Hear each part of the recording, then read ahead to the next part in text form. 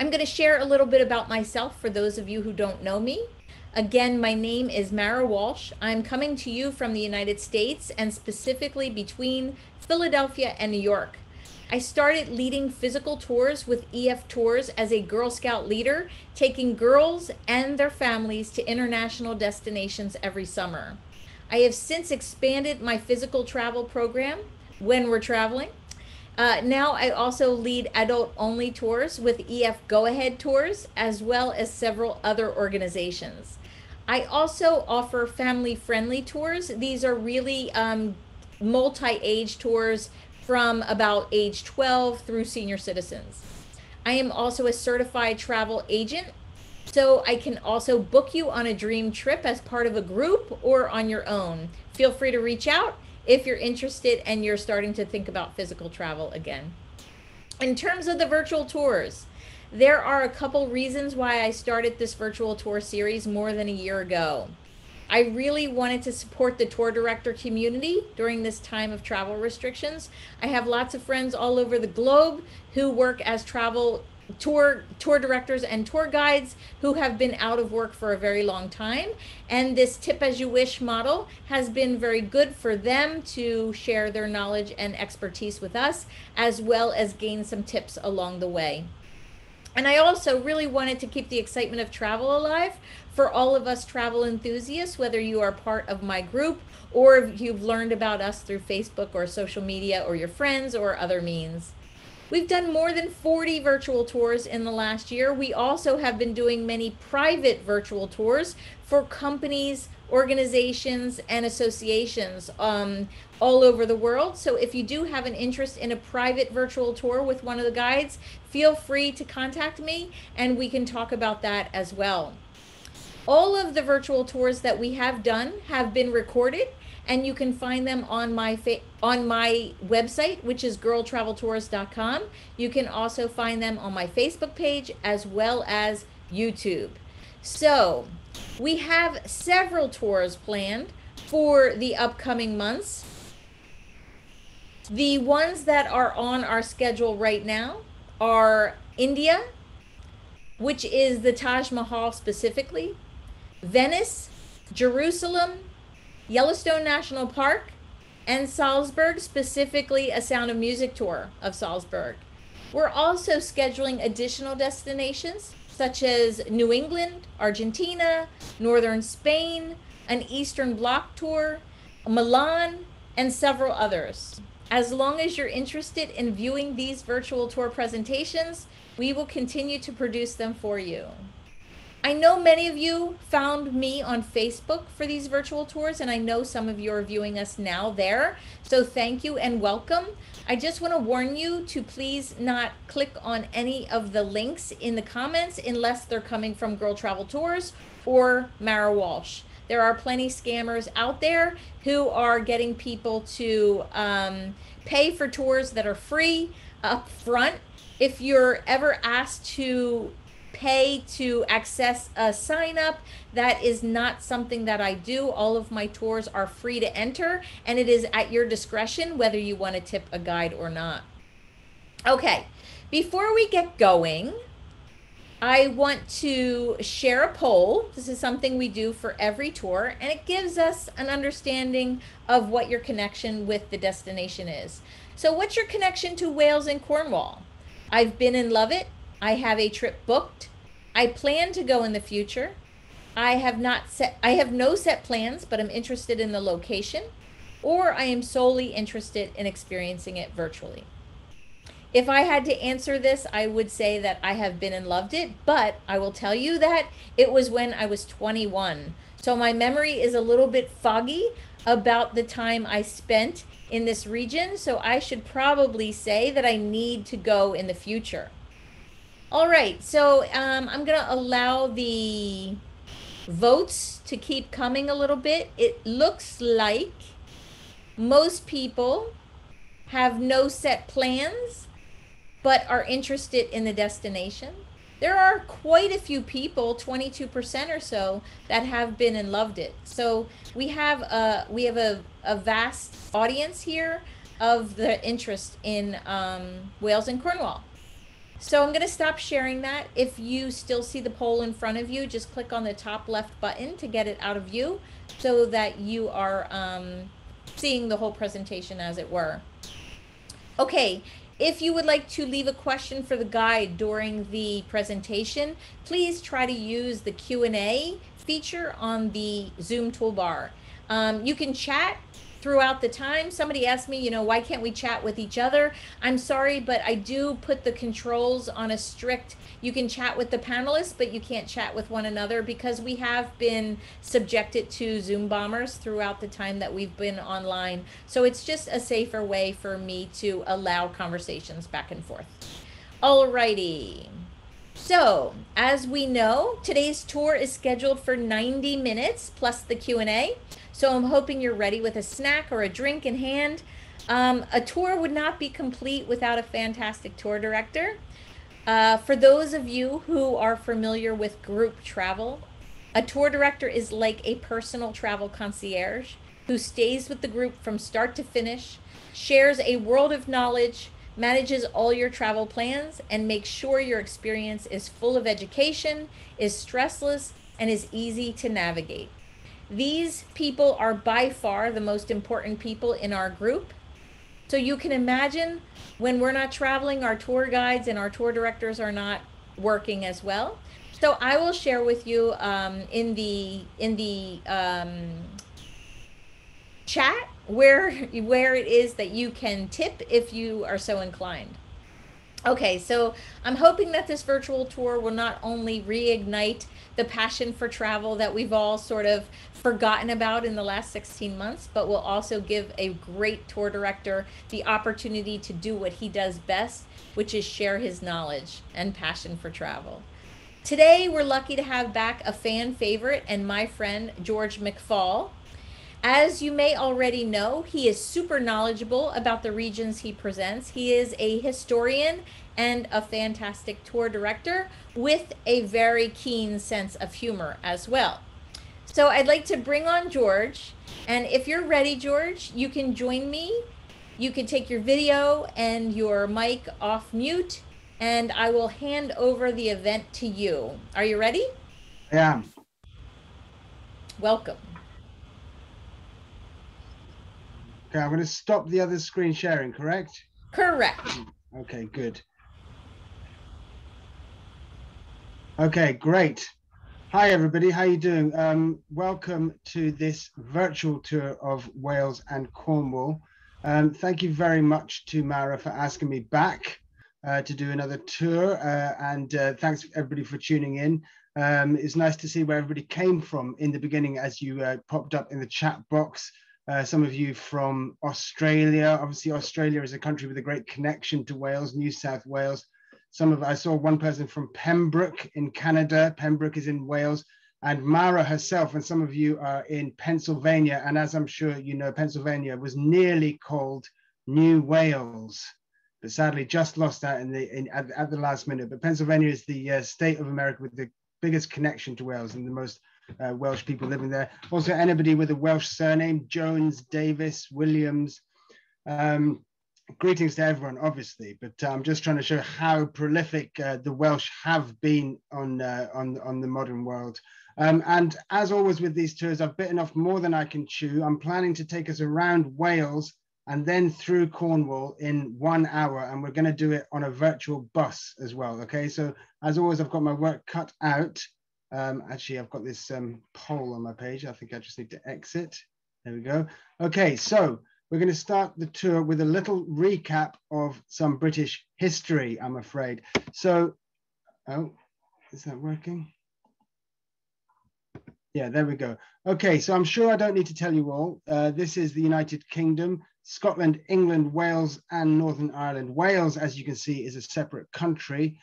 Cornwall is part of England. Cornwall is just below Wales. There's a peninsula jutting out into the southwest. And at the bottom of that peninsula is Wales. Wales is part of England.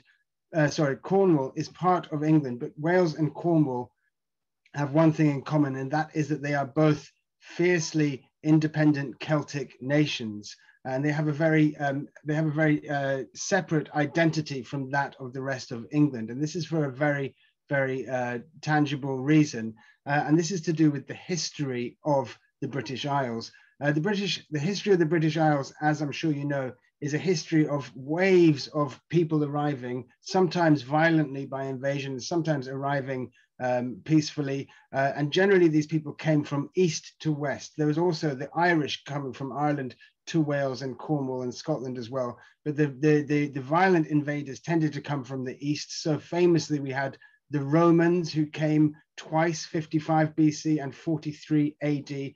And when they arrived in Britain, the people living in England where they arrived would have spoken a language that we now refer to as Brittonic, and that's very close to modern day Welsh. And the Romans stayed for 400 years, and the British were gradually Romanized.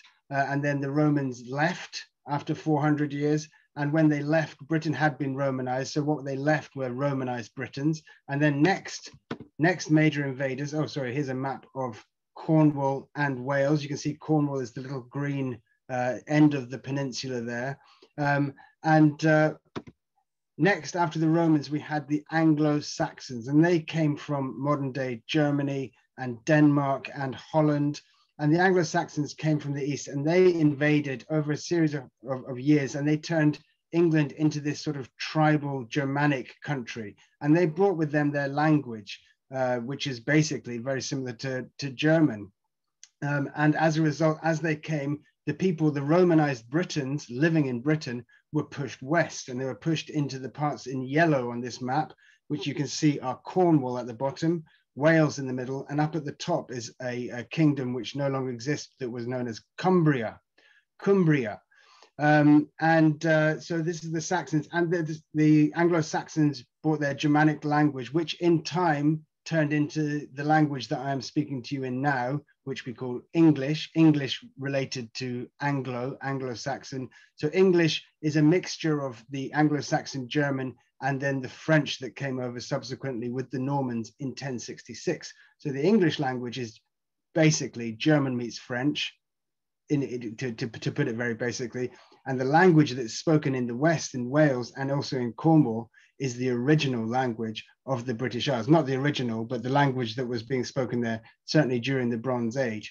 So it is safe to say that Welsh and Cornish culture is very authentic British culture, more authentic than the culture of the rest of England. You could argue, it could be argued. And Welsh is still spoken in Wales. This is the first word I'm going to teach you in Welsh, because this is the Welsh word for Wales, and it is Cymru. That's how it's pronounced, Cymru, because Wales is an Anglo-Saxon name for the country that we call Wales now. And it's an Anglo-Saxon name that's a little bit mean, because it actually means foreigners or outsiders, those people over there. So it's a pejorative name for the country and for the language. And the Welsh name is Cymru, which literally means my fellow folk, my fellow countrymen. And this is the famous Welsh flag that we'll talk about shortly as well. But Cymru is the word for Wales in the Welsh language.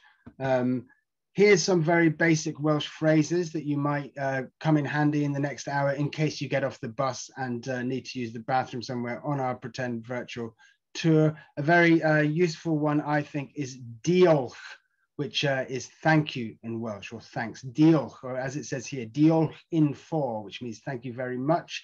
Another good one is yaki da. Yaki da you say when you cheers somebody's drink in a pub. Or paned o day is cup of tea. That's a useful one as well, I think. So these are some basic French, but yeah, diolch is a very useful one for thank you. And here's a map of Wales. You can see Wales, we tend to divide into North Wales and South Wales. Generally, what I would say about Wales in general, if you were to try to encapsulate Welsh into a nutshell, you'd say, well, there's two Waleses really: Old Wales, which is castles and mountains and myths and dragons and Romans, and then modern Wales, which is the story of Wales in the Industrial Revolution. Now, very roughly speaking, North Wales tends to be the more agricultural countryside, slightly more, the more castles and mountains, and South Wales tends to be the Wales of the Industrial Revolution more. 2/3 of the population live in South Wales, and slightly more Welsh is spoken in North Wales. There's a slight difference in the dialects of Welsh between the two, but they tend to understand each other. And as you can see, North Wales is very close to the English city of Liverpool, up in the northwest of England, and South Wales is near the city of Bristol, which is in the southwest of England. So it's quite a large area of land that they cover. And this is North Wales, where we are going to start our tour. In fact, we're going to start our tour on this island at the top left of the screen, which is an island that we call Anglesey. It is, for a start, it's a place where if you were to arrive in Wales from Ireland, you would be arriving in Holyhead Port on Anglesey. And this has been the main route by sea between Ireland and the United Kingdom for centuries now. It's a very important route for that reason. But we're going to go a little bit further back in time because the original Welsh name, the Welsh name still to this day for Anglesey, is Ynys Môn, which means Mona Island. Any of you familiar with Ireland, the west coast of Ireland, you'll know that the islands off the west coast are called Inish as well. Inish in Irish, spelled I-N-N-I-S. So it's the same word, different spelling. Now, Mona Island is very important in the story of Britain and the story of Wales because I'm going to take it back to the time of the Roman invasion. Okay, so the Romans arrived in 43 AD under the Emperor Claudius, and the Romans arrived in Britain for several reasons. One of the reasons was for tin. Britain, specifically Cornwall, where we're going to visit later on, had the biggest resources of tin in the whole of Europe, and the Romans wanted tin for making bronze and for using tin. So it was very important that they took over the British Isles for access to tin. The other reason was because Britain at that time was seen as the spiritual center of the pre-Christian religion in Europe, which if we're going to be lazy, we can just call it paganism. Okay, paganism is a word which is a lazy word, which means pre-Christian. But the pagan religion practiced in Europe, led by these people, the Druids, the headquarters of this religion, the spiritual center was seen as Britain, and the spiritual center within Britain of this religion was Anglesey, or as it was known, Mona Island, Ynys Môn. And on Ynys Môn, on Mona Island, there was a huge Druidic academy. Okay, it was like a sort of Bronze Age Hogwarts, if you like, and the Romans chasing the British from east to west, were chasing all these various tribes of Brits who lived on the British Isles. And they're gradually chasing them west, and the troops ran to Anglesey, where they knew the Druids would be, and that's where they joined. And the Romans knew that they had to take out all the Druids in Anglesey. And there's a very famous account of this campaign by the, oh, sorry, this is a map, in fact.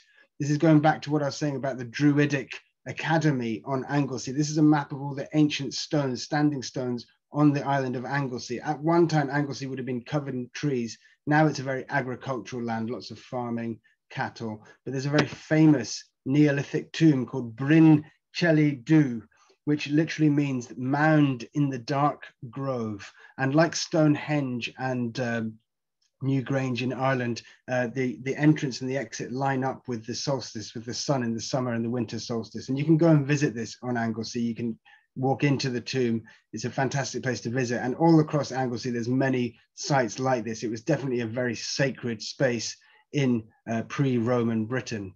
But going back to the Roman invasion in 60 AD, under the general Suetonius Paulinus, there's a very famous account written by the Roman historian Tacitus, and he talks about the Romans crossing the body of water from Wales to Anglesey to attack Anglesey, and the warriors and the Druids who are waiting for them on the other shore. So this is a picture here of some Druids that you can see. And this is the body of water that the Romans crossed from Wales on the right to Anglesey on the left. This body of water is known as the Menai Strait, a very treacherous piece of water, 4 tides a day, many currents. And I was just going to read to you a little bit of this account from Tacitus, the Roman historian. This is what the Roman soldiers encountered as they crossed the Menai Strait to Anglesey.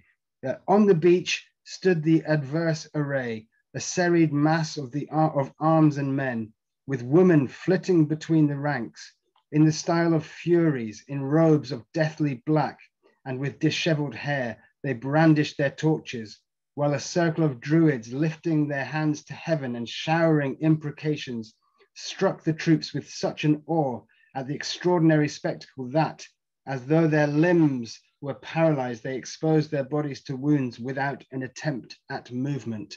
So these Roman soldiers were terrified. These druids and these witches were showering curses upon them, screaming at them.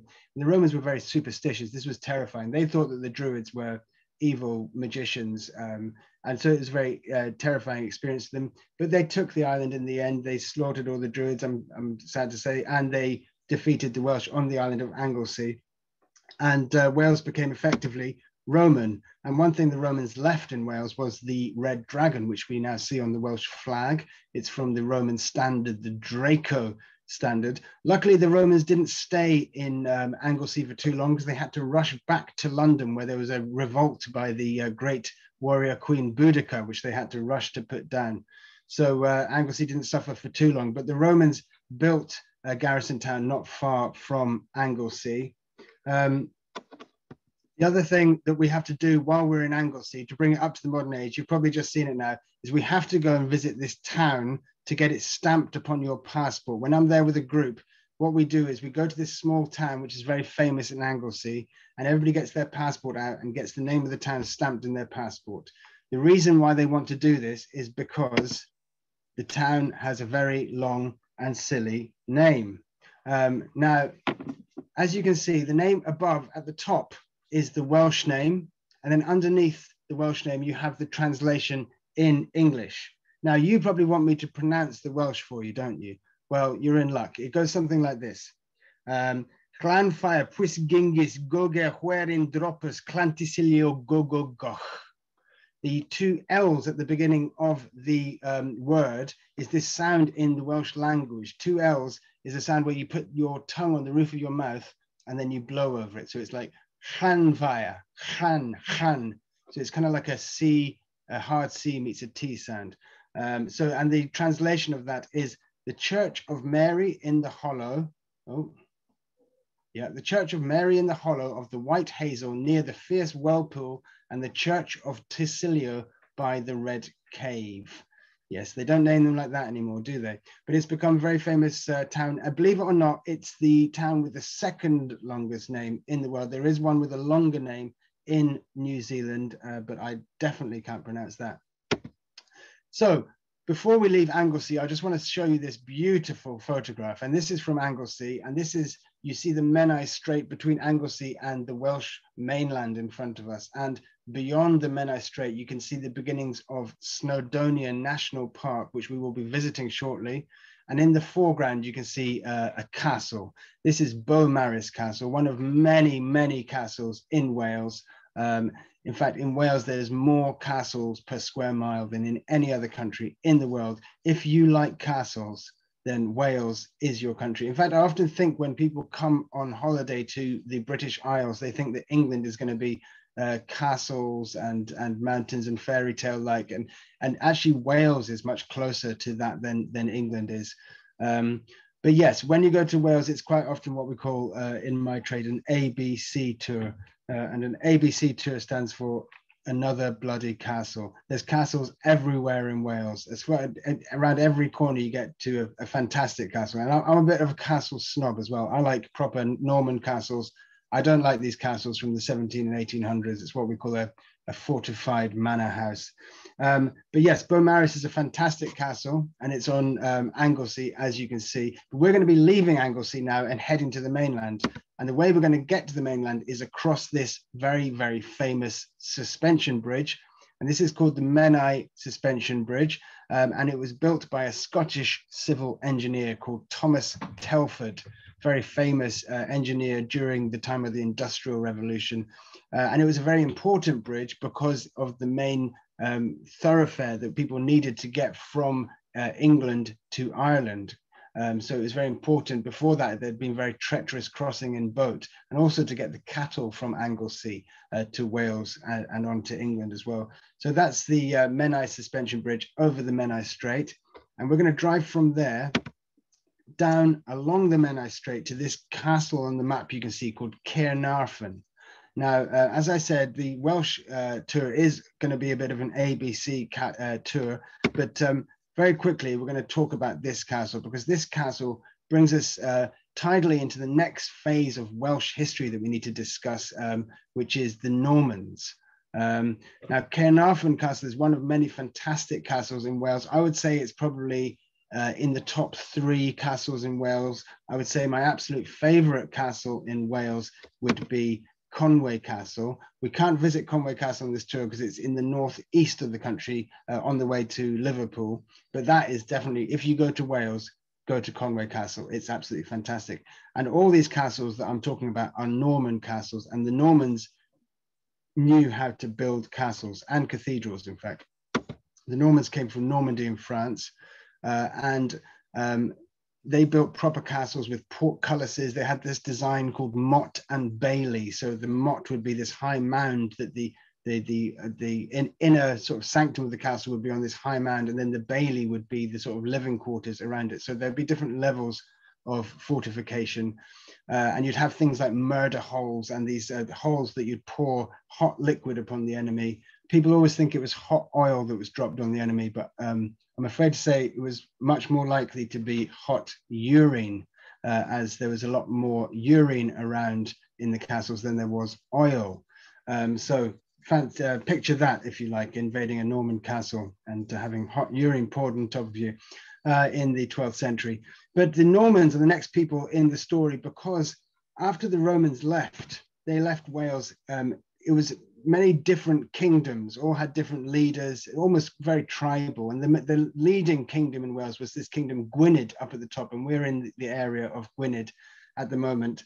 The Anglo-Saxons didn't really invade Wales. There's a very famous king called Offa who built this famous dike, which is like a ditch between modern day England and Wales, called Offa's Dyke, which you can still visit today. There's a very nice hiking trail along it. But they kind of left the Welsh where they were. The Welsh had a reputation for being wild and ruthless, and the Anglo-Saxons was more tribal. But the Normans, they decided they had to conquer the Welsh to put an end to their nuisance. So under a very famous king called King Edward I, if some of you have seen the movie Braveheart, he's the evil English king from Braveheart, known as Longshanks. Hammer of the Scots, he was known as, and he had to put down the Scots and the Welsh once and for all. And the way the Normans did this, the Norman kings, was he sent armies in to defeat the Welsh, but once they were in there and they were defeated, they built castles. They built enormous castles, and he gave the castles and the surrounding land to his friends, who were the barons, the aristocrats, the Norman aristocrats, and it was their job to basically live in Wales and put down any rebellions from the Welsh. So actually all the castles in Wales, they're not really Welsh castles, they're castles built to subdue the Welsh, to control the Welsh. So they're anti-Welsh castles, if you like. But Edward I built most of these castles that we've talked about were built upon his conquering Wales in 1284. There's a famous story that the last leader of Gwynedd in Wales, who was known as the Prince of Wales, because he was the leader of the most powerful country within Wales. He made a request to Edward I after being conquered that they could still have a Welsh ceremonial Prince of Wales. They made a request that the future Prince of Wales should not speak English as a first language, because they wanted a Welsh speaker. So Edward I, being clever, went into his castle, brought out his baby son, who was the future Edward II, and held him up and said, "Behold your new Prince of Wales," because the baby couldn't speak any language at that point. So he didn't speak English as the first language. And ever since then, it's been traditional for the eldest son and heir of the kings and queens of England to be called the Prince of Wales. This is our current Prince of Wales, and he was given the ceremonial handover of the Prince of Wales at Caernarfon Castle. If some of you watch The Crown, you'll know that there's this episode about Prince Charles learning Welsh under a tutor in Aberystwyth, I think. But yeah, so Prince Charles is the Prince of Wales. His former wife, Diana, was the Princess of Wales, as I'm sure you know. His current wife, Camilla, could have been the Princess of Wales if she'd wanted to, but chose not to because she thought that everybody associated that with Diana. So she chose to be the Duchess of Cornwall, because Charles is also the Duke of Cornwall, as well as being the Prince of Wales. All the Prince of Wales since Edward II, Edward I's son, have been the heirs of the English crown, except for one, and that's this guy, Owain Glyndwr. Now, Owain Glyndwr is a folk hero in Wales. He's kind of like the Welsh Braveheart, William Wallace, you could say. He's also a little bit Robin Hood. There's something mythological about his story. But he was from a relatively well-to-do family, and he ended up rising up against the Norman landowning lords in Wales, and through guerrilla tactics. He had a small band of men, and they would, in small units, they would take over castles in Wales and then disappear again into the night. And he was a great hero. His campaign went on for many, many years, and he was crowned as Prince of Wales. Eventually, the English changed their tactics, and they managed to defeat the rebellions, but Owain Glyndwr was never caught. And there's all sorts of legends about him sleeping in a cave, and one day when Wales is in trouble, Owain Glyndwr will come back and save the Welsh. But he's a very, very interesting character, very definitely historical, but there's also some myth has been made around him, and that was at the beginning of the 1400s. So it's a very interesting person to research if you're interested in the history of Welsh rebellion and such, and many things in Wales are named after Owain Glyndwr. But we are now going to head into Snowdonia National Park, the most visited site in the whole of Wales. But on our way there, we're going to quickly stop off at the Llanberis National Slate Museum. Have you all practiced saying the double L now? Llanberis. And slate was the biggest industry in northern Wales. I'm sure you know that coal and iron and copper are very famous industries in Wales and South Wales, but in northern Wales, slate was the #1 industry. And since Roman times, slate had been quarried in northern Wales around the hills of Snowdonia. And still to this day, Welsh slate is considered the best slate in the world. It's ranked very highly. And not only was it quarried in Wales, but later on it was actually mined. And this is an old slate mine underneath a mountain in Snowdonia, a very, very dangerous job, very badly paid, very poor conditions. And that was during the years of the Industrial Revolution. The slate was mined around North Wales, particularly around Snowdonia National Park, which is where we're heading next. As I say, the most visited site in Wales, especially at the moment with the COVID restrictions. Wales has become swamped with English people on holiday. But Snowdonia is breathtaking scenery. It's very barren mountains, as you can see. It's a very popular spot for rock climbers. Rock climbers go to Snowdonia National Park to rock climb. Sir Edmund Hillary, who was reputedly, well, according to him, the first man to climb Mount Everest, although I think we all know that's not true. He practiced for his campaign to climb to the summit of Everest in the 50s in Snowdonia National Park. It's also the British Army do a lot of exercises in Snowdonia as well. And it's a lovely place to go and visit. It's called Snowdonia simply because of the snow on the tops of the mountains, the snow-covered mountains, and it's exceptionally beautiful area to go to, very steeped in myth and wonder. And the main mountain is this one, Mount Snowdon, the highest mountain in Wales, 3,560 feet high. And it's a fantastic day's adventure to climb up to the top of Mount Snowdon. Sadly, we don't have a day to get to the top of Mount Snowdon on this tour. So we're going to cheat and we're going to take a train, because you can get these little trains all through the mountain ranges of Wales, in Snowdonia Mountains and in the south in the Brecon Beacon Mountains. And these trains were originally in Wales to transport slate and coal and iron from the mountains down to the coast where they could be exported. But now you can take them for leisure. So for example, this one goes from the bottom of Mount Snowdon right up to the top in about 2 hours. It's a fantastic, wonderful way to spend a day. And you get to the summit of Mount Snowdon. And if it's a beautiful day, such as this one in this photograph, you can actually see on a very fine day, allegedly, I've never seen this, you can see Scotland, England, Wales, Ireland, and Northern Ireland from the top of Mount Snowdon. And it's an absolutely spectacular climb, and you must do it if you go to the United Kingdom. The other thing that Mount Snowdon is famous for is King Arthur. There's all sorts of connections between King Arthur and Snowdonia, legends about the magician Merlin living in a cave there. But this lake very near Mount Snowdon is reputedly the resting place of the magic sword Excalibur in the myth of King Arthur. As you can see from this famous painting, The Death of Arthur, the lake, after he has his final battle with Mordred, the brother of Morgana le Fay, he throws Excalibur in the lake, and it's picked up by the Lady of the Lake.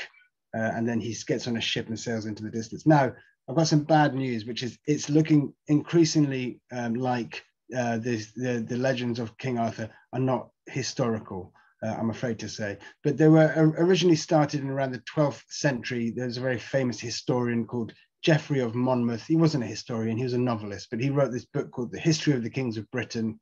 And a lot of the myths of King Arthur start from this book. It seems that likely there might have been a Roman British general or king called Arthur who did fight very valiantly against the Saxon armies early in the 5th century AD. But I'm afraid he didn't have a magic sword.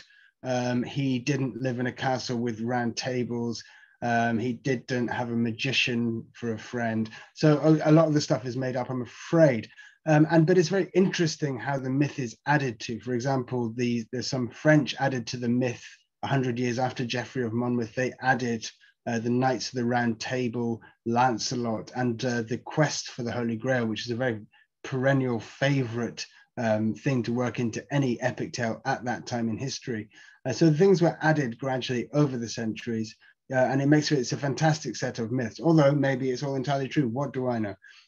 If you are interested in King Arthur and you want to watch a film about him, there's been various films made.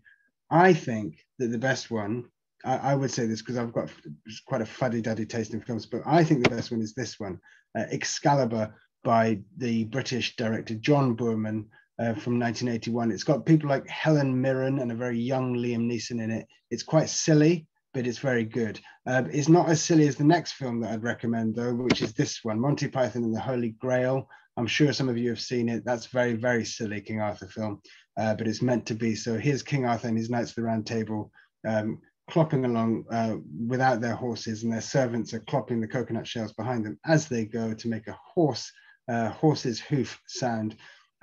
Very funny film if you haven't seen it. But next, we're going to move away from Mount Snowdon. You can see Caernarfon Castle there, and below it, Snowdon. And we're going to head down south from there. You can see Portmaddock, and just next to Portmaddock is this very, very famous and beautiful village called Portmeirion. Now, Portmeirion is one of these most unusual villages in the whole of the United Kingdom, the whole of the British Isles. It was built by this aristocrat called Sir Clough Williams Ellis, and he built it in the 20th century between 1925 and 75. And as you can see, it doesn't look very British. It looks like an Italian Mediterranean village, doesn't it? And he did base it on the Italian village Portofino on the Italian Riviera. And it's incredibly unusual. Everything is painted a different color. Everything seems very unusual, and it's surrounded by 70 acres of subtropical plants and trees. It's a really, really astounding place to go to. And there were lots of famous visitors to it. One very famous visitor was the American architect Frank Lloyd Wright, or if you were to pronounce it correctly, Frank Cloyd Wright. Frank Cloyd Wright was Welsh. His mother was Welsh, and he identified as Welsh. His house that he built for himself was called Taliesin, which was named after a Welsh legend, and he very much identified as Welsh. He came to Portmeirion on several occasions. He thought it was incredible.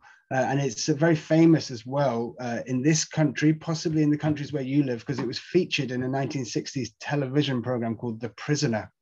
And The Prisoner was a very unusual cult program about a special agent, British special agent, who's trapped in this sort of science fiction village, which was Portmeirion in the program. So lots of people actually come to visit it because of The Prisoner. I've had coach tours that I've taken there, And I've had few people from all sorts of different countries getting very excited about the prisoner aspect of it. So that's Portmeirion. But now you're probably hungry, and it's time we went to a very nice little marina that I know near there, where we can get some Welsh food.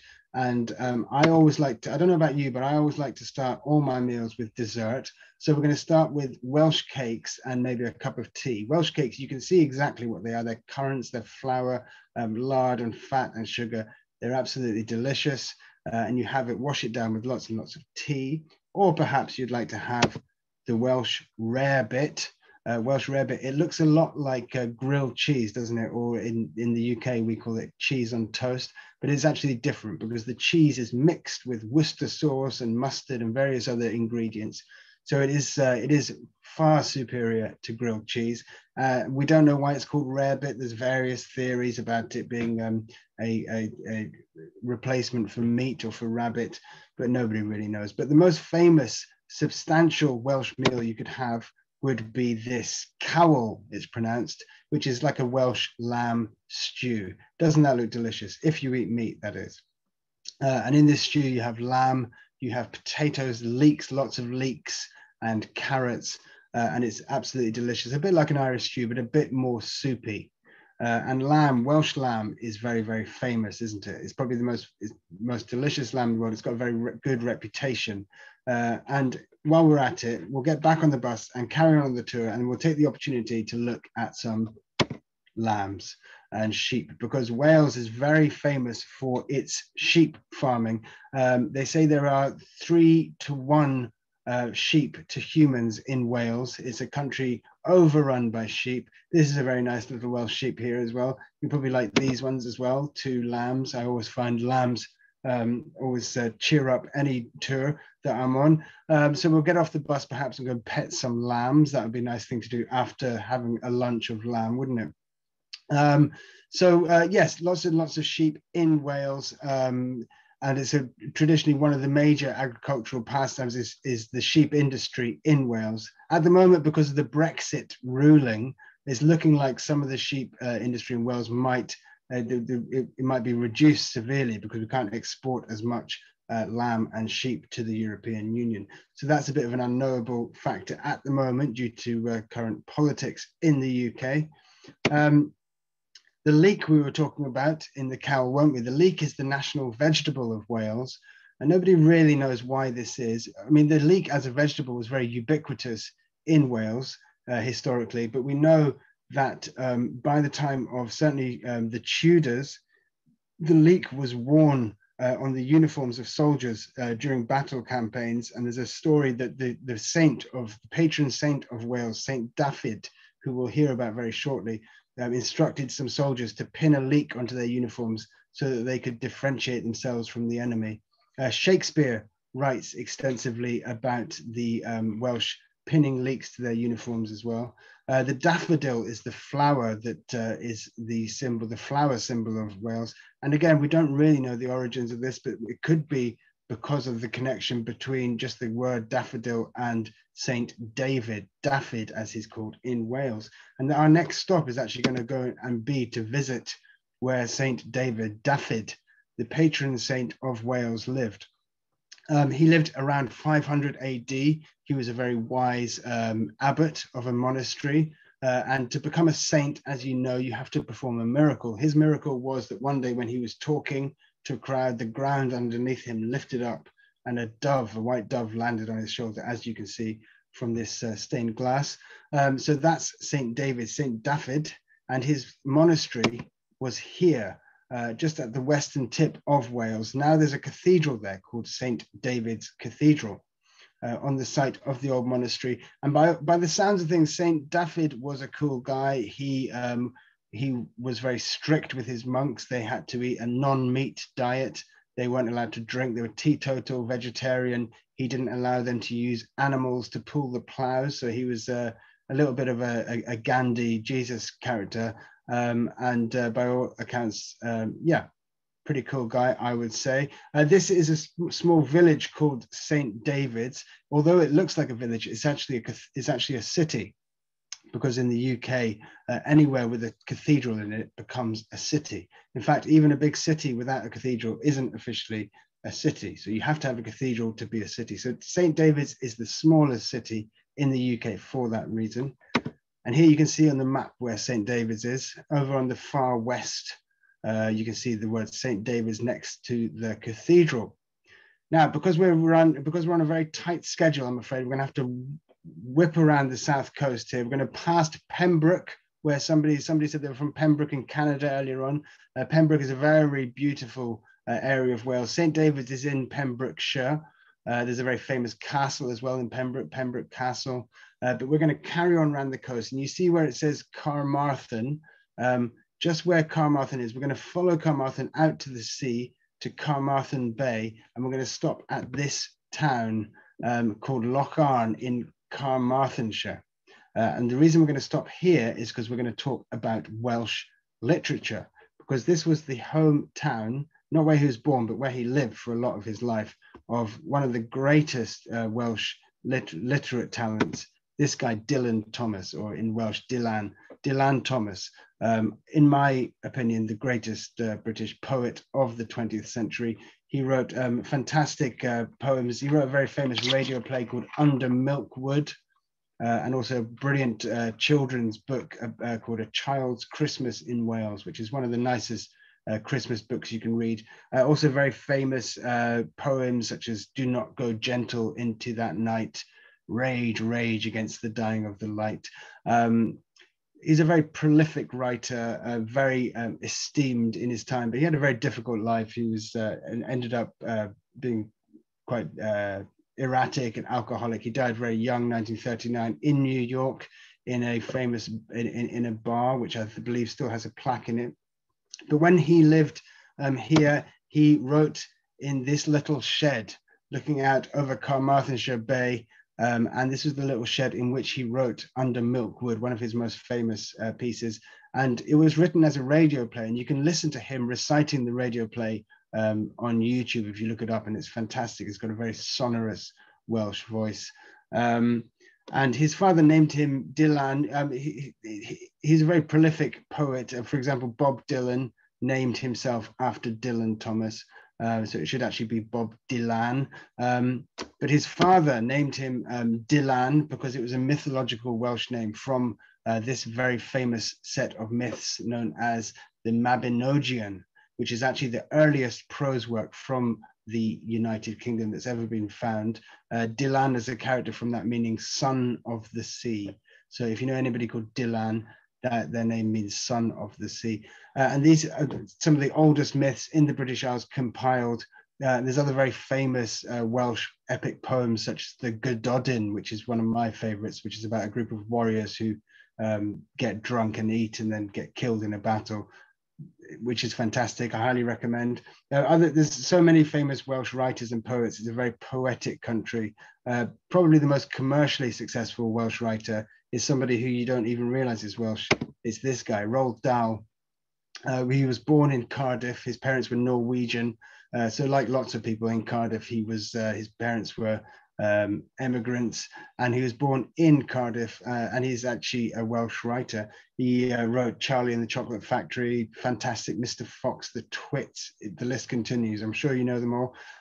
250 million books he sold in his lifetime, so certainly the most commercially successful writer from Wales. But now we have reached the part of our tour where we are going to be heading into South Wales proper. And the story of South Wales, where we're going to, is really the story of the Industrial Revolution in Wales. Just before we get into the dark satanic mills of the Industrial Revolution, you see this little peninsula jutting out called saying Gower on it. That's a very beautiful peninsula in Wales. It was the first ever part of Britain to have protected status for being an area of outstanding beauty. And it's fantastic for flora and fauna. It was also one of the places where British, American, Canadian troops practiced for the D-Day landings on the beaches in the Gower Peninsula. But we're going to head past that and drive past Swansea. Swansea, the second most populated, it's the second most populous city in Wales. And Swansea has a history connected to one thing specifically, which is the copper industry. At one time when it was founded, it was known as Copperopolis. In fact, here's an old painting of Copperopolis. And the reason for this was that it was ideally located. The copper came from Cornwall and northern England, and it was an ideal place to smelt the copper because there was so much coal near Swansea. For smelting, you needed 3 times as much coal as you did copper. So it was ideal for that, and also ideal for importing and exporting right on the sea. So it became a huge industrial center. Yeah, so that was the heart of copper, was Swansea. It's also in modern times famous. It's quite a rough, it's got a reputation as being a fairly rough city, but I think it's great. I love Swansea. And then further north, we're going to talk about the iron industry, and there's this famous town called Merthyr Tydfil, and this is where the iron industry started in Wales, and there's much iron ore in the mountains. You see the mountains to the north of it, the Brecon Beacons, very beautiful mountains, very worth a visit. In fact, I think I've got a picture of them. Here you go. Here's the Brecon Beacon Mountains, very, very scenic. Similar to Snowdonia, but in fact a little bit more English, a little bit more green and rolling. Very nice place for a hiking holiday. You can walk all the way along Offa's Dyke. I highly recommend it. However, now we're going to go back to the Industrial Revolution and Merthyr Tydfil, and this is a painting of Merthyr Tydfil back in the 1700s, when it was this huge center of production for iron, and very tough life working in these places in those times. Wales was really the first industrialized nation in the world. As you probably know, the Industrial Revolution started in Britain, and they say the Industrial Revolution was fueled by coal from Wales. And partly as a result of the Industrial Revolution, Britain became this huge empire and the most powerful nation on earth during the 19th century. And a lot of this was to do with the industry in Wales. But as always with these things, the iron factories, the copper factories, the coal mines, it was all owned by a couple of rich English guys, and the Welsh had to work in them under very poor conditions. And so finally, we're going to talk about the coal as well. The coal in Wales comes from this area known as the South Wales Valleys. And you can see the South Wales Valleys in yellow there. And the coal was, the coal mines were all established there, as well as the communities. In Wales, people still say that they're from the valleys if they're talking about this area, which is quite rural, but also very working class. And the coal mining communities are still there, which you can see in the Rhondda Valley, for example, a very famous valley, coal mining valley. The coal production stopped in the 20th century. The 20th century was a disaster for industry throughout the United Kingdom. But at one time, there was so much coal produced in Wales. There was 2 million tons in 1862, 2 million tons exported from South Wales. In 1913, there was 10 million tons of coal exported. And this is why the area became so populated as well, because people came from all around, not only the United Kingdom, but the world, to come and work in the mines and in iron and in copper in South Wales. And also the resulting decline of the Welsh language, because as other English speakers came in, the language declined. As a result of this huge working class scene that developed around the coal mines, there was also religious non-conformism as well. Britain at that time, the main church was the Church of England. In Wales, they were defiantly non-conformist, and there was a great movement of different types of Protestant church. Methodist, for example, was very popular. And these guys you can see here are workers probably from a coal mine, and they are making up one of these famous Welsh male voice choirs, these famous tenor voice choirs that you hear all the time when you listen to, when you watch a documentary about Wales. You hear the male voice choirs singing songs like Land of My Fathers or Sospan Foch, which is a song about the little saucepan. And that was very much a byproduct of the industrial, the working class community. Also, as a result of these communities, Wales became very trade unionist. and quite socialist, as I say, because the factories and the coal mines were owned by a couple of rich English guys. There was a lot of coming together of the workers, and Wales has traditionally always been a very left-wing area of the United Kingdom. And the Labour Party, which until recently was the left-wing party in mainstream British politics, was often led by Welshmen. And there's a very famous Welsh politician called Aneurin Bevan. And in 1946, he gifted the United Kingdom with the National Health Service, for example. So there's a great tradition of left-wing politics amongst Welsh working class communities. Another very famous man, musical singing man from the South Valleys in Wales is this guy, Tom Jones, son of a coal miner. He was from the town of Pontypridd in the South Valleys in Wales. I don't know where you guys live, but there's a great tradition in the United Kingdom when you go and watch Tom Jones perform, if you're female, possibly if you're male, you throw your underwear at him on stage. So when you see Tom Jones performing live, he's always got a bunch of underpants being thrown at him at all times on stage. Is that a thing where you live? Let me know in the Q&A. So that's Tom Jones from the South Valleys in Wales. And now we come on to Cardiff, because really Cardiff was a city that was built because of the Industrial Revolution and the coal coming from the valleys behind Cardiff being brought down into Cardiff. And Cardiff, until the Industrial Revolution, was a relatively small town. They had a castle there, Cardiff Castle. The castle on the right is the Norman Castle. You recognize it's what I was talking about, the Mott and Bailey Castle. That's on the Mott. But the castle on the left, as you can see, is some kind of Victorian monstrosity. And that was built by a guy who was really responsible for the Industrial Revolution in Wales. And that's this guy, the second Marquess of Bute.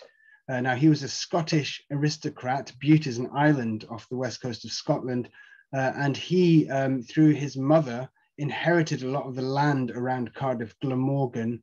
And as a result, he opened the coal mines, not only the coal mines and the ironworks, but he also actually bought and developed the dock in Cardiff, which meant that not only was all the coal he was selling belonged to him and he got the money from, but also anybody loading or unloading in Cardiff dock had to pay him a fee as well. So he was getting paid a stupendous amount of money through basically owning the Industrial Revolution in Wales. And as a result of which he became the richest man in the world, which was continued by his son after him. Yes, so second Marquess of Bute, extremely wealthy man and somewhat responsible for the prosperity of Cardiff. His vision was that Cardiff would be a city to rival Liverpool in trade at that time. The docks that he built are no longer there. Nowadays we have this. This was built at the end of the 20th century, and this is the dockside, the new dockside in Cardiff. We have there on the left the Opera House. We have a rugby stadium there, and we also have this, the Welsh Assembly, because Wales, like Scotland, is devolved, and they have their own government where they get to decide some laws, but they're still beholden to the government in Westminster in London. But like Scotland, possibly they might vote for independence one day. Who knows? The last poll they had, it seemed that 39% of the population were in favor of independence. All these issues have become more complicated since Brexit, of course. But this is the SENEDD, the Welsh Assembly, where the laws are decided in Wales. Also around the corner is this, the Millennium Rugby Centre. We can't talk about Wales without talking about rugby. Rugby is the national sport of Wales. It is hugely popular, played by everybody in Wales, and a national obsession. In England and Scotland, rugby is kind of slightly associated with upper class people. It's a game that you play at boarding school. The game of the normal people in the rest of Britain is football, by which I mean soccer. Whereas in Wales, that's not the case. In Wales, rugby is a game for everybody. It's played by working class people as well as rich people. There's a famous quote by Oscar Wilde, isn't there, that rugby is a hooligan's game played by gentlemen, whereas football is a gentleman's game played by hooligans. Well, that's not the case in Wales. it's a sport for everybody and a huge obsession. They also have a football team as well. Last week, in fact, they were doing very well in the Euro 2020, but they got knocked out by Denmark last week, unfortunately. But yes, Wales rugby. And finally, before we move on from Cardiff and Wales, I was just going to add this thing about Tiger Bay. Now, Tiger Bay was the name of the area around the docks in Cardiff that was replaced by this Millennium Centre and Opera House. And Tiger Bay is very interesting, I think, in the history of Wales because of the industrialization of Cardiff and Wales. It was this area that was populated by incredibly multicultural population. And from 1850, the population was made up of people from Jamaica, Somalia, Ireland, Spain, Poland, from all over. And it was a very tight-knit community. It had a reputation for being a little bit rough, but actually people write very fond of it indeed. And it's very interesting to think of Wales being this multicultural country since Victorian times, but it very much was. There's a great movie called Tiger Bay, some of you may have seen, starring Hayley Mills, a classic British movie from the 60s. All about this area, featuring some of the area in the movie, which is no longer there in real life. It's been knocked down, sadly, in my opinion. One person, a very famous Welsh singer, maybe the most famous Welsh singer of all, I think it's between her and Tom Jones, is from Tiger Bay in Cardiff, and she is Dame Shirley Bassey. You may know her, Goldfinger. She did 3 Bond themes, Hey Big Spender. She's from Cardiff. She's from Tiger Bay in Cardiff. And yeah, her father is of Nigerian descent, her mother Welsh. So, and she writes a lot about her childhood in Tiger Bay. And it's very interesting hearing her accounts of Tiger Bay and multicultural Cardiff. However, we have got to get to Cornwall, I'm afraid, before the sun sets. So what we're going to do is we are going to drive up the coast to the Severn Bridge, which is the traditional crossing point between Wales and England, on this magnificent bridge here, crossing the Severn estuary. And here is where we are on a map. From Cardiff, we've driven up the Severn estuary, we've crossed the river around Bristol, and we're going to head down towards Cornwall, past the city of Bath. I haven't got time to stop there, I'm afraid, even though it's interesting. But where I will stop very briefly, just close to Bath, on our way to Cornwall, is the following place, Glastonbury. Now, it makes sense to stop in Glastonbury because it connects with what we've been saying about Wales and the esoteric nature, the myth, the mythology, the Arthurian myths.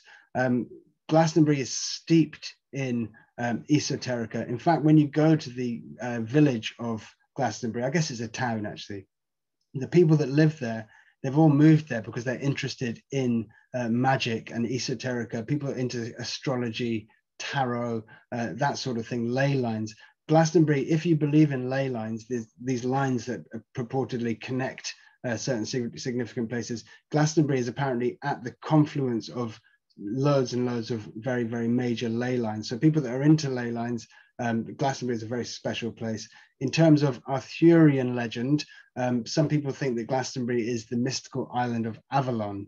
And on this hill here, you can see this famous tower called Glastonbury Tor. And Glastonbury Tor was very famous because it was an island at one time. The surrounding fields were surrounded in water, and this would have been poking up out of the sea. So Glastonbury is a very, very interesting place to go and visit. It's also very good for people watching. If you like watching people who look pretty interesting and far out, Glastonbury is a great place to sit and people watch, because you get wizards and witches and all sorts of people walking around the town. Very interesting. Also, if you're there in June, probably around this time, but luckily not this year, you might be greeted by about 250,000 people, because it's where this takes place, the Glastonbury Festival. Every year since the 70s, since T-Rex played in a field in a farm outside Glastonbury, it's grown and grown every year. Now it's the biggest festival in the world. As I say, about 200 to 250,000 people descend upon Glastonbury, a farm just outside Glastonbury, and a whole city is built up a city of tents. It's enormous. You can't believe how big the festival is. It's absolutely enormous. It hasn't been on for the last 2 years because of COVID, but it will hopefully be on next year. We don't have time to stop in Glastonbury Festival, though. We've got to get back on the bus and head to Cornwall. I understand some of you will probably run away and hide and not get back on the bus and just get lost at the Glastonbury Festival for a few days. That's okay. We can pick you up on the way back from Cornwall. But the rest of us, we're going to head down to Cornwall. And this is the Cornish flag, known as St. Piran's flag. St. Piran is the patron saint of Cornwall. Like St. David, he was an abbot of a monastery in the 5th century. And again, a very cool guy. He came over from Ireland. And this flag is very similar to another Welsh flag, St. David's flag, and also the flag of Brittany in France. There's a lot of connections between Brittany in France and Cornwall and Wales. They're all Celtic countries. And in Cornwall, they have the Cornish language, which is very similar to the Welsh language. Although it nearly died out as a language, there has been a small resurgence of the Cornish language in recent years. And this map is a map of Cornwall. And we're going to see, we're just going to head down the north coast, down to the bottom round Land's End, then St. Michael's Mount. But you can see from the coast of Cornwall that Cornwall, it's mostly coastline. And that makes it very different, I think, from the rest of the United Kingdom, because most of the United Kingdom is hills, mountains, very green. Cornwall is very flat. It's very flat. There's a lot of beaches. A lot of it looks like this, a lot of rocks jutting out. Compared to the rest of the United Kingdom, the houses are quite small. Everything seems quite low to me compared to the rest of the United Kingdom. And it's a fantastic place for a summer holiday. It seems like a different country, really, to the rest of England. And it's famous for many, many different things. For a start, this is a recent phenomenon from Cornwall.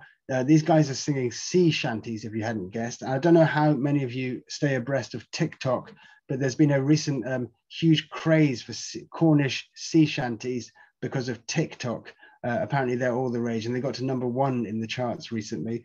So if you're lucky, you might get to hear some Cornish sea shanties, because it's a very seafaring part of the country as well, where people talk like that. They've got pirates accents.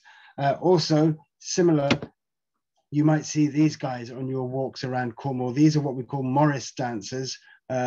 Morris dancers it's a very, very ancient tradition in England, hundreds and hundreds of years old. The men wear bells underneath their knees, and they dance around with handkerchiefs or wooden sticks. And it's tied in with pagan traditions, and it's to do with fertility rites. And it's so old, everybody's kind of forgotten what it's about, but it's been handed down. And still sometimes you do still find Morris dancers. In the UK, we tend to have a lot of jokes about Morris dancers. We think Morris dancers are quite funny and quite silly, maybe the sort of thing you might find in a Monty Python comedy or something like that. But in Cornwall is one of the parts of England where you still might find Morris dancers if you're lucky. But we're going to head on our tour of Cornwall, and the first stop is going to be Tintagel Castle, which is tied into the Arthurian myth, because it was here, according to Geoffrey of Monmouth, that Uther Pendragon, Arthur's father, disguised himself as a dragon and flew into the castle and impregnated Arthur's mother, giving birth to Arthur. So possibly not true, that story, although it is well represented in the film Excalibur I was telling you about. But Tintagel Castle is implicated by Geoffrey of Monmouth, so it's a very old castle, and it's a very exciting castle to visit because it's actually on a rock off the coast, and you have to get to it by using all these old rope bridges off this very rocky coast of Cornwall. So it's a very exciting visit, Tintagel Castle. And you can see Tintagel is right up at the top of the map. And we're going to head down from Tintagel past Padstow, very famous seafood town. And we're going to head next to this town called Newquay. Newquay is a classic British summer beach destination. It's the sort of place that you might go on holiday if you were lucky as a kid in the UK. And the other thing it's famous for is what these guys in the front are doing, surfing. Believe it or not, Cornwall is very famous for surfing, and people go to Cornwall from all around the UK to surf, particularly at Newquay. Newquay has developed this real surfing culture. It's become like this sort of surfing town in Cornwall. There was even a surfing movie made set in Newquay starring Ewan McGregor and Catherine Zeta-Jones, who is from Swansea in Wales, in fact. I saw the film once. I don't think it's very good, but it is set in Newquay. But so yes, surfing, another activity in Cornwall that's probably more traditional and famous than surfing, is further down the coast from Newquay, and it's this tin mining. We already spoke about it in the beginning. The Greek historian, the father of all historians, Herodotus, writing in 500 BC, talks about Cornwall, where he describes this island beyond the European mainland where people are trading in tin and precious metals. So it seems that people have been trading in tin and mining tin for longer than we realize in Cornwall. And as I said, this is one of the main reasons for the Romans invading Britain in the first place, was because of the tin resources in Cornwall. And the tin mines were open, again, as with the coal mines in Wales, until the 20th century in Cornwall. And if you want to know what it looks like inside a tin mine in Cornwall, here's a photograph of some tin miners in Cornwall sitting having their lunch. As you can see, this is actually an advert for food, because another aspect of tin mining that's very famous is probably the most famous Cornish snack of all, and that is this, the Cornish pasty. Absolutely delicious. Cornish pasty, the tradition goes, the story goes that the miners, the tin miners, didn't have anything to carry their lunch in down into the mine, so they got their meat and their vegetables, they covered it in pastry, which meant they could just put it in their pocket, go down to the tin mine, do a day's work, pull out their pasty, and that was a very handy and convenient lunch for them in Cornwall. I don't know if you guys eat Cornish pasties where you live, but you must try one. They're absolutely delicious. Meat or no meat, you get nice vegetarian ones as well these days.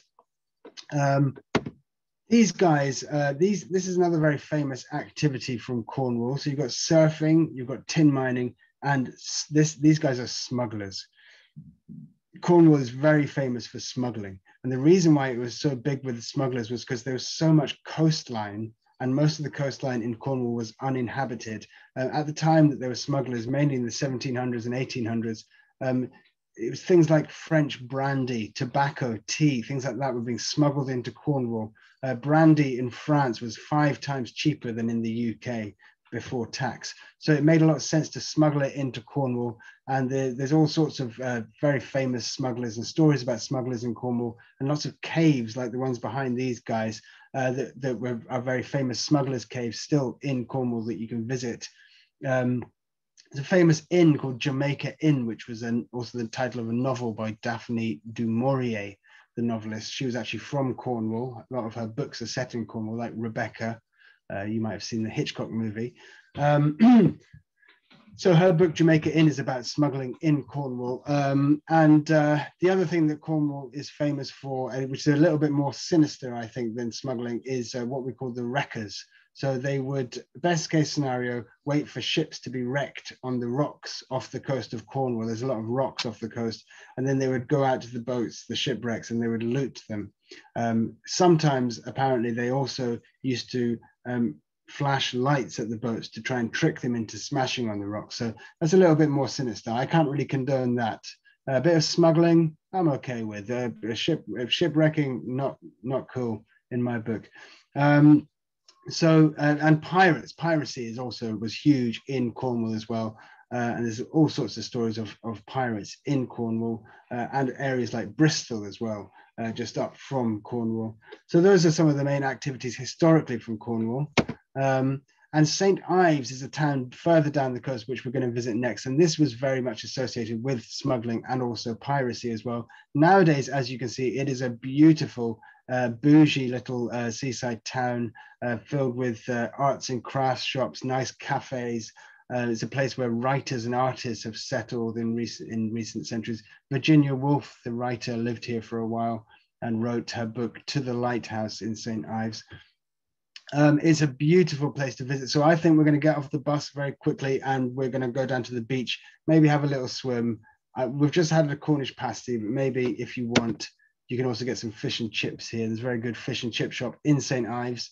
Get the fish and chips at the top. The mushy peas is the green matter in front. That's just peas mushed up. And on the right, some scampi, although it looks like a Cornish child is trying to steal our scampi, annoyingly.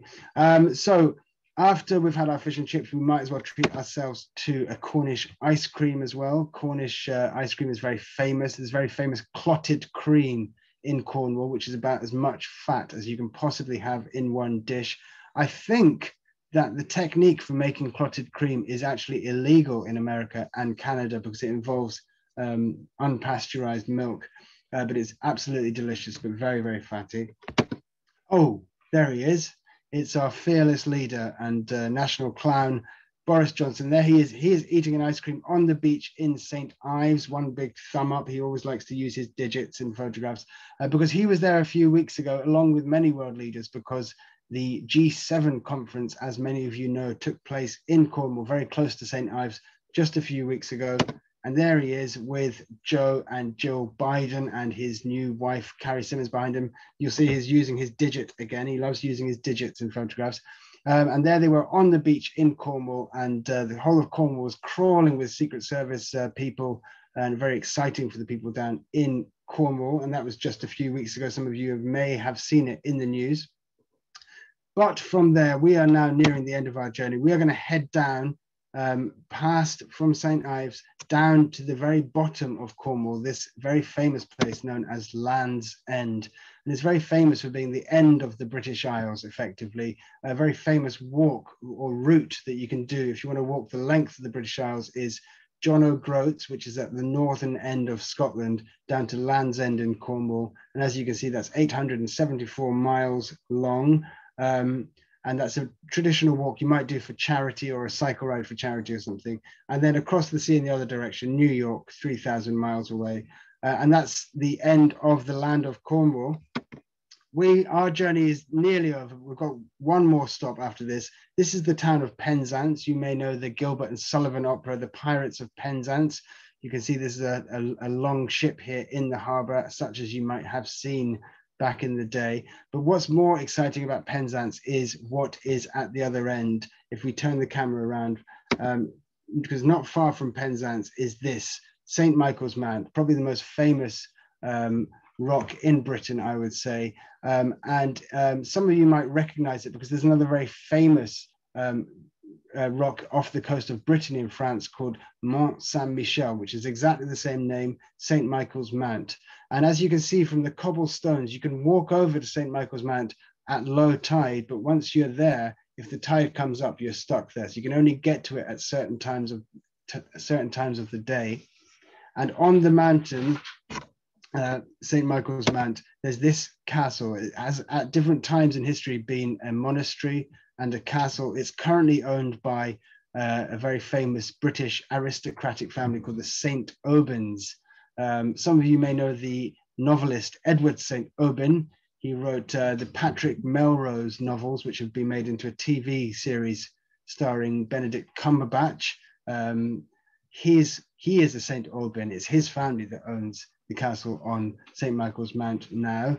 But it's a fantastic place to visit, as with all the places that we've visited, but it's a very iconic, probably the most iconic site in Cornwall, St. Michael's Mount. I still remember it very vividly the first time I visited it as a child. And one last thing that I want to say about St. Michael's Mount, just to keep running with the esoteric theme, is some people get very excited that it's on this line called the St. Michael line, which is a line that goes from all these different monasteries and that are all named after the angel Michael. And it's a straight line from Skellig Michael in Kerry in Ireland, past Michael's Mount, Mont Saint-Michel in France, and all the way down to Jerusalem in Israel. And some people get very excited about this line, the St. Michael line, as it's called. Maybe some of you know more about it than I do. Maybe you can tell us about it in the Q&A afterwards. And that, we've managed to make it all the way through Wales and Cornwall before the sun sets. So we've done extremely well. We're going to end there, the tour. I know there's lots of places we didn't visit, and I'm sorry we couldn't visit them all, but we need to get back and pick up our friends who we left at the Glastonbury Festival, apart from anything else. Thank you very much. Thank you, Mara. Over to you. That is awesome. Great job. And you did it within an hour and 10 minutes of a tour, which is pretty darn impressive. Okay, good. Let's see. I think we're going to go into the Q&A, George. Okay. If you're ready for it, you can bring up the questions. Before we go into that, I'll just provide the audience with some information. If you are so inclined to provide a tip for George, you can see that on the slide. You can use Venmo, you can use PayPal, you can use credit cards, you can send me a PM and I'll send you an address for an old-fashioned check, whatever you would like. We accept any means of payment. And I can say from George's perspective, as well as all of the guides that have done these virtual tours throughout the year, they truly do appreciate this. So thank you very much on their behalf. And George, if you are ready, we will go into the Q&A and you can sort of attack the questions and give your commentary. I will. I already noticed somebody mentioned Richard Burton. I didn't mention Richard Burton, and you see, there's going to be all these things that you're going to throw at me. I'm sorry, Richard Burton, the great Welsh actor, famous acted, was married to Elizabeth Taylor. They starred in lots of films together.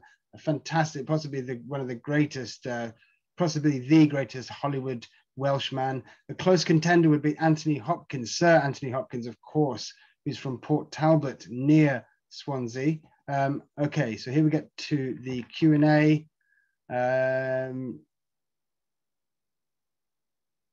What percentage of Welsh people use English as a first language versus Welsh? Okay, so there is 500,000 Welsh speakers in Wales, but they will all speak English as well. But I would say at least half of them will speak Welsh as a first language. So I would say it's something like a fifth of people in Wales approximately speak Welsh as a first language. How do you actually say, where's the bathroom in Welsh? I'm afraid I don't know. But good question. You can look it up. Similar to Ireland and the teaching of Gaelic, do the Welsh follow that same practice? That's a very good question. Yes, they do. So if you are Welsh, you learn Welsh in school. And there's a great emphasis on learning Welsh in schools, as there is in Ireland as well. And in Scotland, they're starting to do that more and more as well. So yes, good question. You very, very much taught Welsh at school, which wasn't the case for hundreds of years. That's a recent development. What is the name of the castle where the investiture of the Prince of Wales takes place? Caernarfon Castle. Caernarfon. Greetings from Cornwall, Ontario, Canada. Thank you. Are there castles that are haunted in Wales? Yes, every castle is haunted in Wales. What makes a castle top-notch in your opinion? History, architecture, furnishings, etc. I would say functionality. I want a castle to be a functional defensive fort. I don't want fancy, pretty stuff. I want functionality. I want murder holes. I want portcullis. I want good defenses. That's what I want from a castle. Is Owen Glendower, oh, I'm very glad that Helen Reid asked this question. Is Owen Glendower the same character as Owen Glendower in Shakespeare's Henry IV Part 1? Yes. And I meant to say that during the presentation and I got carried away and forgot. So yes, and I think it's really interesting in Henry IV Part 1 by Shakespeare, which is a great play. Owen Glendower is in that play, but Shakespeare is actually very rude about him and makes him out to be this sort of superstitious, idiotic brute from the sticks, basically.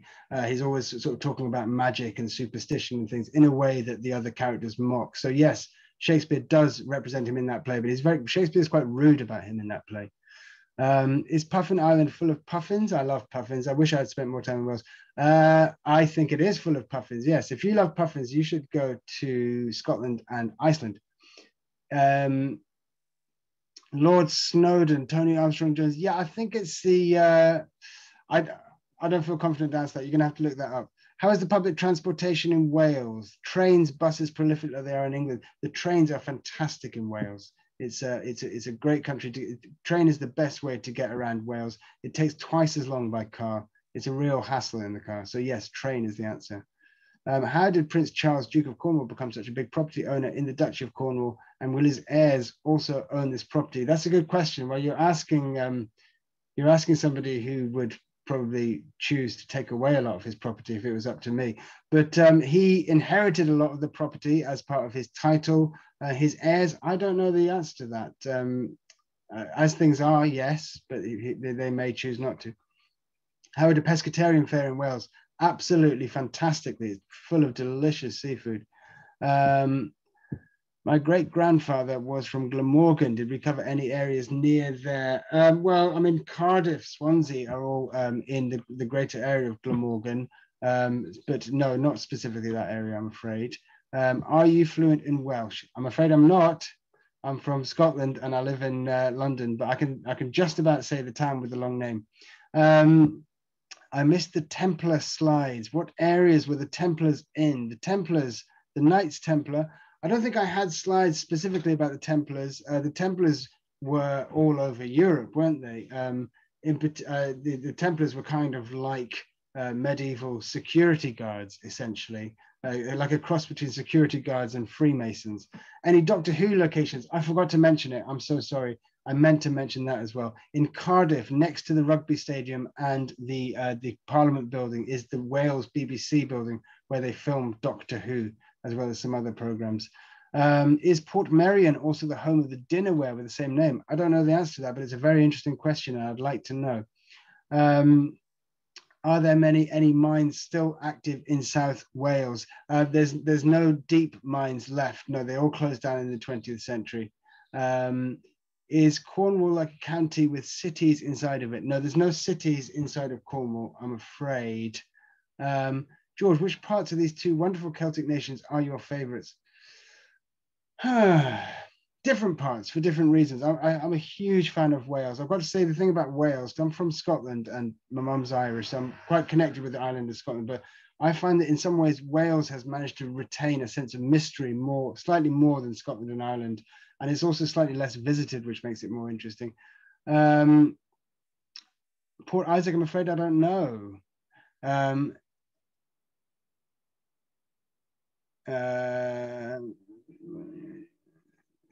France Savard, I'm sorry.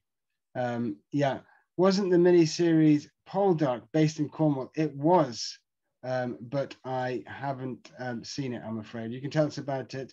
You passed over Port Isaac. Has the not interest there increased since the Doc Martin series? Very possibly, but I'm afraid I'm not a big telly head. That means somebody who watched a lot of TV. Bude and Boscastle are both worth a visit, aren't they? Sublime views and the Museum of Witchcraft. Yes, they are indeed. Boscastle in particular I've been to, and it's absolutely fabulous. I haven't been to the Museum of Witchcraft, but that sounds fantastic. What did they smuggle? I may have missed it when you mentioned it. Yes, French brandy was popular, tobacco, tea. Is that a special type of hat the smugglers in Cornwall are wearing? Well, the classic hat I think that they were wearing is what's called a tricorn. Tricorn because it has 3 corners. George, how do you take your scone? Cornish or Devonshire? I'm actually not fussy. I'll take it anyway. How to get to London from St. Ives? Actually, the quickest way to get to London from Cornwall is by plane. I know this, I did this recently. And yes, to drive, it takes a long time because they haven't got any big motorways, freeways there. So flying is actually the quickest way. Could you comment on the Eden Project? Yeah, the Eden Project is a fantastic agricultural project in Cornwall, which is an enormous dome in which they grow all sorts of interesting plants. I don't know that much about it, but it looks really, really interesting. But it's definitely worth a mention. Yeah, the Eden Project. Look it up if you're interested in growing vegetable agriculture. Why would the Land's End sign be in miles and not kilometers? I can answer this one. I can definitely answer this one because in the United Kingdom, we use miles and not kilometers. Where was Poldark filmed? The cliffs, yeah, sorry, kilometers are in mainland Europe, France, Italy, etc. In the UK, we use miles still. When was St. Michael's Mount built? I think originally probably around the 12th century. As with so many castles in Europe, different bits were built at different times, but typically they started then in around the 12th century. So somebody said they walked to St. Michael's Mount and took a boat back. Yeah, that's a fantastic thing to do.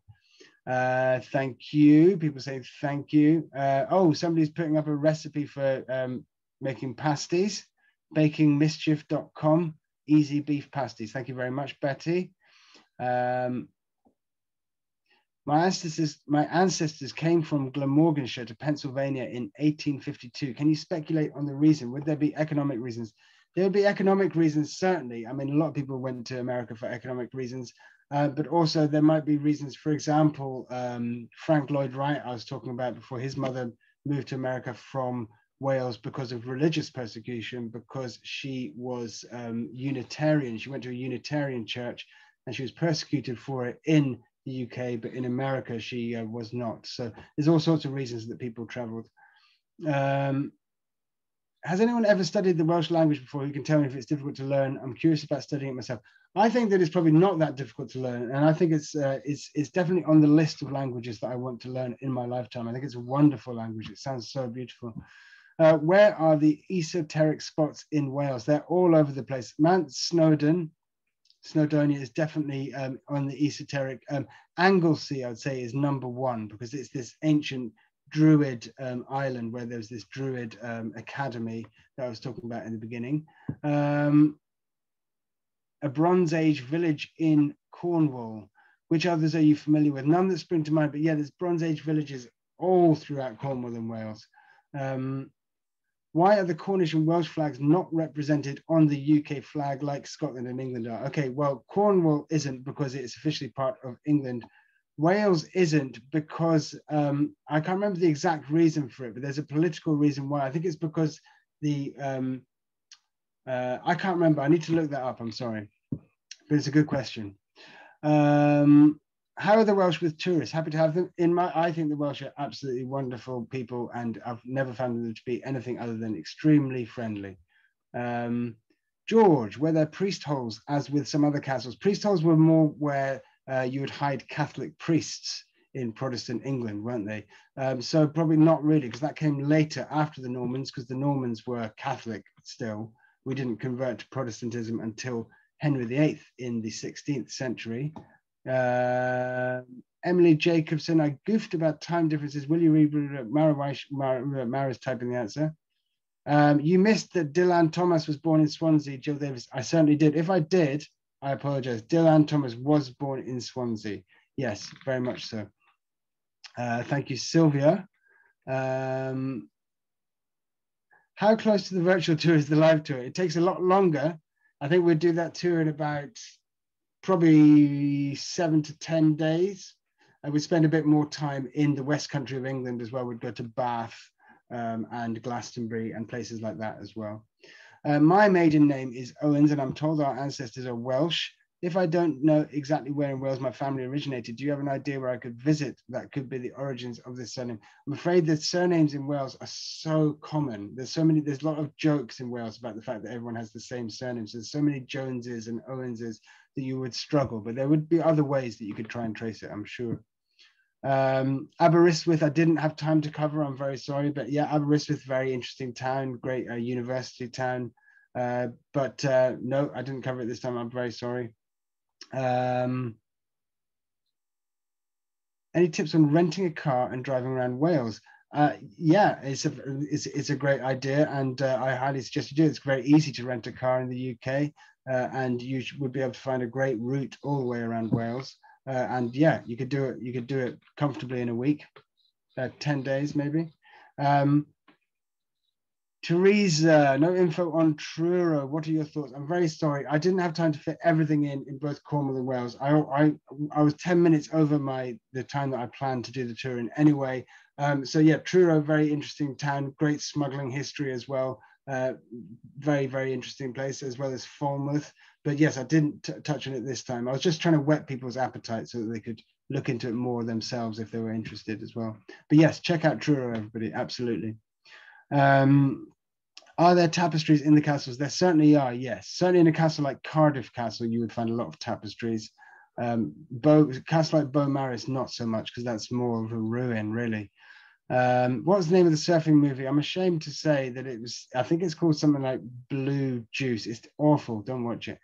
Do any of the castles still have occupants? Yes, they do. For example, St. Michael's Mount at the end, the St. Aubyn family still live there, even though they only live in a small section of it. Linda Critchfield, Ble Mae'r Istaffel Imolchi is, where is the bathroom in Welsh? Thank you very much, Linda. Helen, wonderful tour. I'm a fan of Scotland. Do you do Zooms about castles in Scotland? I saw Glamis Castle at Christmas. Well, I could talk about Glamis Castle for a long time. Glamis Castle is a very haunted castle indeed, as I'm sure you know. Yeah, Glamis Castle in Scotland, people check that out. Glamis, very interesting castle. Linda says, Scotland, yes, puffins, we've got them, we certainly do. Are we going to have the COVID vaccine in order to travel? My doctor isn't sure I should have it with my reaction. I'm afraid I don't know, Tina. That's between you and your doctor. Kirk, my ancestors were slate miners from Wales that settled in eastern Newfoundland. Thank you for telling us about their former home, Llanberis. Thank you very much. Can I take my bicycle on the train? Yes, you can. But I think it's wise to book it on the train. Don't just presume you can fit it on the train. Are there any active slate mines in Wales? There is one active slate mine in Wales. I can't remember the name of it. I've got it written down, actually. Bear with me. Bear with me. Slate Penryn. Penryn is the only slate mine that is still open to this day. Yes. Sandy Stone. Princess Diana would have been 60 on Thursday. I will always miss her. That's very nice, Sandy. Did the Welsh support Brexit? Ingrid, great question. I'm sad to say they did. There was a small majority. Well, sorry, I'm just revealing my colours there. There was a small majority of people in Wales. A small majority did vote to leave the European Union, which is very surprising because it's traditionally a very left-wing part of the country. So the Brexit thing was so complicated. It really was complicated in terms of traditional working class politics in the UK. Can you fly from Wales to Cornwall? That's a good question. I'm sure you can, yes, but I never have. But that's a good question, yes. How would a vegan fare in Wales? I think vegans fare pretty well anywhere these days, don't they? Yes, you fare fine.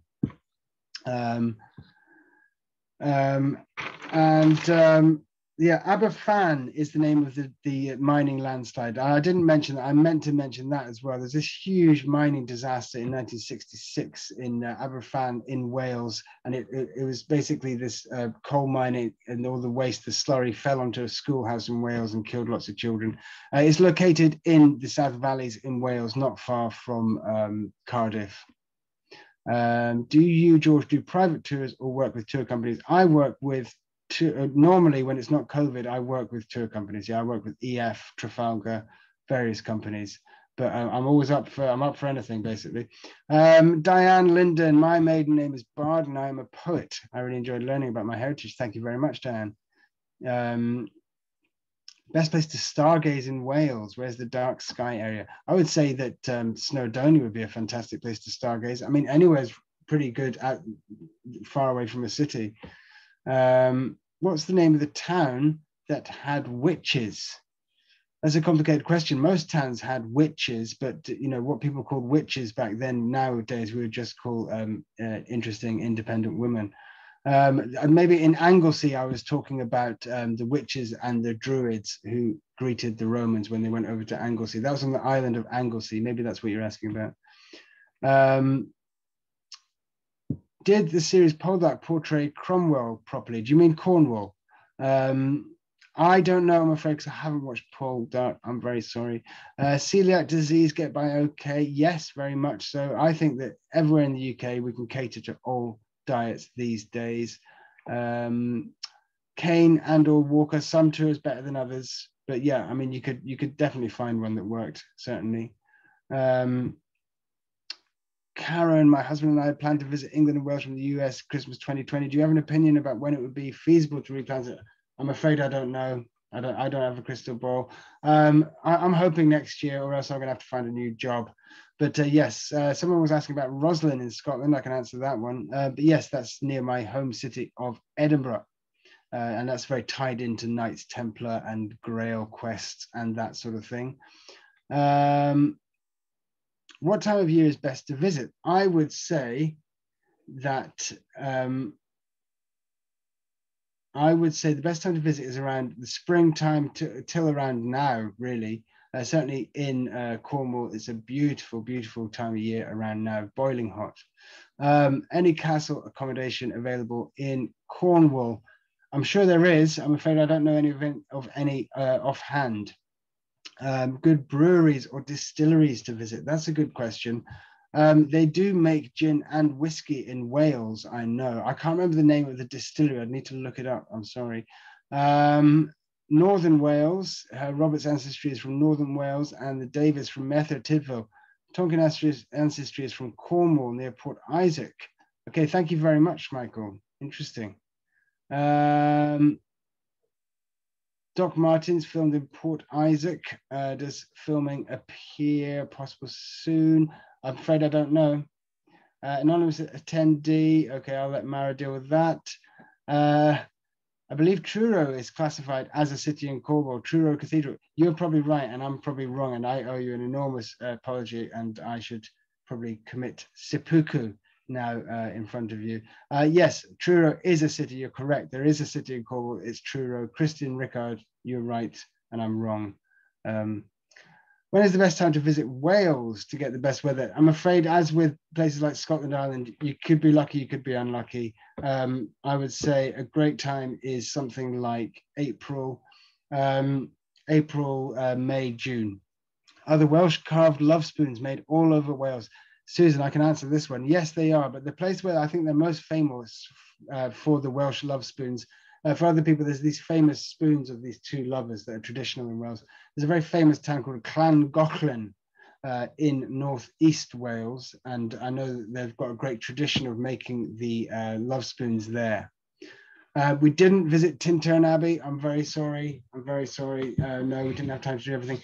Do you do tours to Scotland, not just as part of a European tour? I do, Susan. Yes, I do quite a lot of tours in Scotland, a lot of the British Isles, but also some in Europe as well. When did the majority of Welsh emigrate to the USA and from which port? It's a good question. I would say a lot of the Welsh would have emigrated. A lot of people who emigrated to America emigrated from Liverpool in England. That was the traditional place where all the boats left to go to America. And I'd say majority of them in the 19th century. Did mining ever return to Aberfan? It certainly did not ever return there. I mean, all the mines have been closed down in South Wales. Sadly, all industry really in this country is finished. What are the most popular beverages in Wales? I would say tea and beer would be my guess.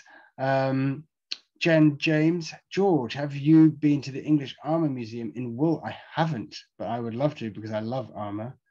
So that sounds fantastic. Marge, thank you. Wonderful tour. Stella, are all the questions coming through to you? I think so, yes.